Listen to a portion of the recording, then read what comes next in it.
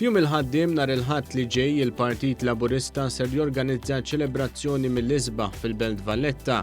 Il-kap eżekuttiv tal-partit Randolph De Battista qal li din se tkun festa għal Maltin u l-Awċin kollha imxerda mal-Belt Kapitali bil-qofol jintlaħaq fi Pjazza Kastilja bid-diskors tal-Prim Ministru mexxej Laburista Robert Abela. Fl-aħħar ħanerġgħu niċċelebraw l-ewwel ta' Mejju fil-Belt Valletta, Pjazza Kastilja nhar il-ħadd. In-nies m'għandhomx jitilfu l-attivitajiet li għandna ġol belt, l-ispettaklu ġo Pjazza Kastilja imma wkoll madwar it-toroq tal-Belt Valletta.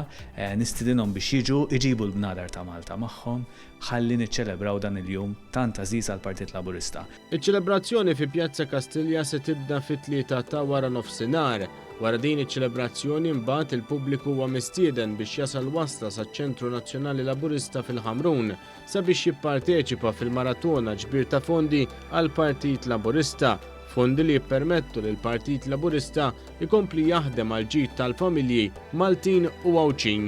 In-nies jafu li meta jagħtu donazzjoni lilna ħajkunu qegħdin jinvestu fis-sod u dik il-donazzjoni aħna ninvestuha fil-Partit Laburista biex inkomplu nagħmlu l-ġid għal Maltin u l-Awċin.